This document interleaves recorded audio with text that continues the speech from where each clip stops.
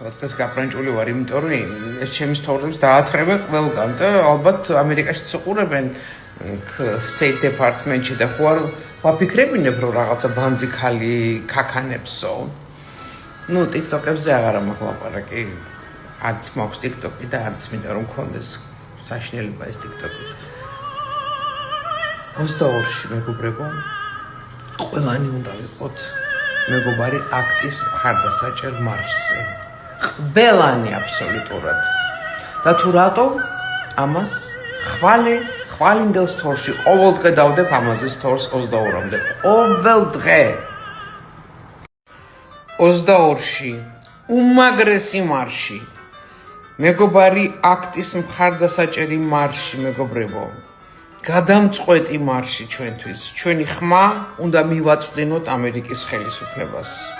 რაც მეტი ვიქნებით, რაც მეტი ამერიკის დროშები გვექნება, ტრამპის ფოტოები, რუბიოს ფოტოები, მასკის ფოტოებიც იყოს კი ბატონო. უნდა მივაწვდინოთ ჩვენი ხმა. აი როდის მე ამას ვამბობდი, ეხლა დადგა დრო. დილამშვიდობის მეგობრებო. ნანუკა ჟორჟოლიანის ძალა და თავდადება ეს არა მარტო თქვენი მაგალითი და შთაგონების წყაროა, არამედ ჩემიც.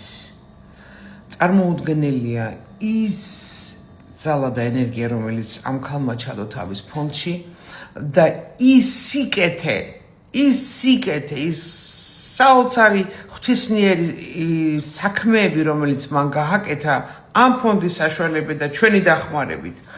ამიტომ ნანუკას ბრძოლა ჩვენი ბრძოლაა, ჩვენ არ დავნებდებით. ნანუკას ფონდი იყო, არის და იქნება ერთადერთი სინათლის წყარო აი ამ სივნელეში, რომელშიც ჩვენ ახლა გავდივართ და ჩვენ ერთად დავიცავთ მას და ჩვენ აუცილებლად გავიმარჯვებთ. მიყვარხარ ნანუკა. რისი იმედი მაქვს? ამერიკა ტრამპის ადმინისტრაციის ქვეშ საქართველოს არ დათმობს როგორც სტრატეგიულ პარტნიორს. დიახ, არ დათმობს კავკასიას. არ დათმობს ახალ აბრეშუმის გზას. შესაბამისად, ვიღაცებს გარიგებაზე წასვლა დაჭირდებათ. დიახ, უნდა მივაწვდინოთ ხმა. ზუსტად ამისთვის არის ეს მარში. ნუ, ისედაც მოხდება, მაგრამ ჩვენ კიდევ უნდა ჩვენი მხრიდან ვაჩვენოთ ჩვენი სურვილები. იმიტომ რომ ამერიკა უყურებს, აბა ხალხს რა უნდა, მაინტერესებს, აბა ხალხი რას ითხოვს. ამიტომ 22-ში ძალიან ბევრი უნდა ვიყოთ.